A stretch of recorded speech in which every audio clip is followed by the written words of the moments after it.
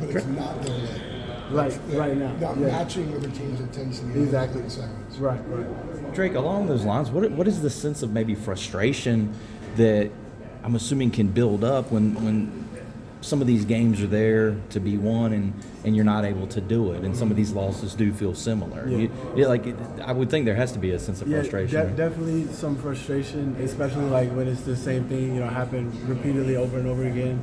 But we just have to be better, and the most important thing is to stick together. Even though adversity is here, we just want to still remain together. Drake, what do you think could have, or what would you have liked to see, I guess, more offensively down the stretch? Obviously, you're talking about the rebounds kind of getting away late, but I guess scoring-wise, what would you have liked to see different? I think our coaching staff, they called the right plays, got the guys in the right spots. I think offensive rebounding, that could have helped too, get us some second chances like Louisville did. And I guess, and I know this deficit wasn't as much as, some of the other ones you saw that were 15, 20, whatever, but I guess kind of coming back from a double-digit deficit in the second half and then getting it close, like, does that almost wear on you, if that makes sense, to, have the energy to even come back and then try to execute from there?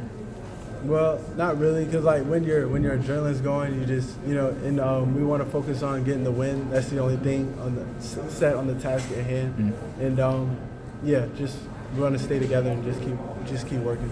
Do you think you guys get too confused on defense at times? Like, I'm thinking about some of those lobs where it seemed like they do the ball screen action and get a lob to the rim earlier in the game. Do you know what I'm talking about? I do. I think, is that a product of confusion? What is? Not confusion. I would just say communication. I think we need to. I feel like we speak to each other, but the volume isn't there. That's something I struggle with personally. I think that's a big thing. Yeah. Guys, there's Ian and RJ also. Yeah. Yep. This was a lot like Florida when the game closed. You guys gave up offensive rebounds, they got scores, couldn't really run your stuff offensively, fouled a lot and sent them to the line. What do you see as what went wrong in the last 5 minutes in this game? And we've seen it before at Kansas, we saw it against Florida. Why does this creep up to you with you guys too often? I just think it's end of the game execution. Thanks, Trey. We have to do a better job of doing. It was a 1 point game. I think we fouled a 3-point shooter, and on the foul line was the three. And it's just like the little things that are kind of just making other teams extend their lead, because we have it right where we want it, and we had the game right in our possession where we was able to win the game. But it's really our end of game execution has been, throughout the year, like you said, Kansas, Florida. And we just got to kind of stop, putting ourselves in those positions, because it's kind of like we're shooting ourselves in the foot. You guys did do it against UCLA. Yeah. So where does it start? What do you learn from the close in that game that you can apply moving forward that you didn't have today? It's just going to have to be, I think, just doing a better job of attention to detail throughout the whole game. I think sometimes we could lack concentration on those ends, and just our focus, miscommunications on different screening actions, not having a low guy, mixed box out. So those things that have been killing us all year kept killing us tonight. That stood out to me, RJ. What you're talking about, the getting crossed up, miscommunication, being confused. Like, what is the deal with that? What's going on there? I think it just. I'm still trying to figure it out as well, because we've shown glimpses of it when we do communicate. It leads to great things. I think it's not consistently. It's not consistent on a consistent basis, and especially when it's crunch time. And I think that's just. I put it on myself to do a better job of kind of just leading the guys in that instance, in terms of kind of just being the vocal point, just, telling them when to talk, telling them when to be the low guy, like, because these are, they haven't been in situations like this throughout their careers. A lot of different players we've had this year in terms of different conferences and some freshmen, so I got to do a better job of kind of just communicating and being a leader on the floor, but at the same time it has to be a collective group in terms of communicating. How different is the game without Seth, and do you expect him back anytime soon? Having Seth away is a huge miss for us. He contributes so much to this team, offensively and defensively, and he's a focal point for this team. So missing him was huge for us, especially to open up ACC conference play. So we definitely miss Seth out there. He does a lot of the little things that we all need. You know, he plays the 1 through the 4, so a lot of his energy and effort plays were needed. But that doesn't excuse us for the way we should have closed out the game today. I mean, do you expect him back soon? Oh, hopefully, yeah, God willing, yeah. So just want to make sure he's healthy and he's ready to go. So whenever that is. I think the majority of your points came about the last 4.5 minutes of the first half. What were they doing to keep you from being effective? It looked like you were highly stressed a lot of the time when you got the ball. I mean, I think they just did a good job of kind of just, well, obviously I was the focal point for their emphasis of their defense. So a lot of the ball screen actions, what they did was either like a hard hedge or like a double team. So what the coaches were telling me was, since they're hard hedging and double teaming, get the ball out of my hands, whether that's for the show roll or the guy behind. And even if I did have a switch out on a defender that I knew I could go by, I had all 10 eyeballs on me, so they had guys in the gaps, guys in the midlines, and everyone was kind of just, right there. So it was kind of just hard for me to kind of just find a rhythm because they just kind of just did a good job of being on, tough on the ball screens.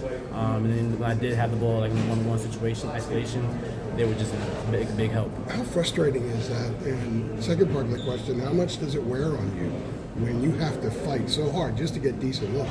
I mean, I know it's a little bit frustrating, but I kind of just try to stay within the game, try not to let it affect everything else of my game. So like defensively, I got a couple of good steals and good box outs. So kind of just not letting that affect my game when I know they're trying to take away my offense. But it does a little bit wear and tear because I'm working a lot harder to get the ball, to catch the ball. I do have the ball. So I knew that coming into this year just because of the year I had last year, and I knew coming into this year. So it was kind of just more of a mental standpoint, just staying in the game and not letting it affect me. It did 6. It did. 8 and 6. How do you get this thing turned around, get it going the way it needs to go? Yeah, staying positive, one game at a time. ACC is really hard. It's only one night, so you just gotta keep chipping away game by game, possession by possession. That's the only way you have to look at it for the rest of the year. I'm getting. I was just talking to RJ and Drake about the close. They closed you guys out 13-1. It looked a lot like the way Florida closed you guys out. But what is your explanation for why that happened today and why it's been an issue a few times for you guys this year? You gotta figure out how to down the stretch get good shots and make good shots and make shots, wide open shots. So like in this game, we down the stretch to get the best shots that we wanted to get. We didn't make the shots, but it happens, It's a basketball game. We making the shots, but you gotta figure out how to get good shots. It was 70-69 when that run of theirs started. To get to that point, you were getting all kinds of stuff. You were showing a lot of your driving game, all that stuff that you have in your bag. You had a conventional 3-point play, I think, that made it a 1-point game. What were you seeing in them that made you believe that you could take them off the dribble, no matter who was guarding you, and get to the rim, draw a foul, or get the ball in? I was just hoping. I wasn't really. It's just you being you. Yeah, for sure. I'm not really sitting there thinking about who's guarding me. I'm putting a lot of work, and I think I can get to the rim with anybody. I think I can score on anybody. So I was out there just playing basketball, taking advantage of not seeing them. If it wasn't there, then give it to my teammates. But just playing basketball. If I recall, I think that there were at least 4 different guys on you during that sequence of about 7 minutes. Do you recall more than 4 being on you at some point? You talked to a couple of them. I don't remember. I don't remember which guy was guarding me, but yeah, I was in the flow, man. I was just into the game. All right, cool. Appreciate it. Oh, one last question. You guys are 8 and 6. I just asked RJ, how do you get this thing going the way it's supposed to go for this program and this team? Just put our hard hat on, put our heads down, and get to work. It's a long season. It's our second game ACC play. Still got tons of games to go. But it's time to put our hard hats on and really get to work. We can't keep saying, "Oh, we got tons of games to go" because the season is shorter and shorter. But I feel like we got lock in right now. Go back to the drawing board and just fix little things. Appreciate it. Thanks.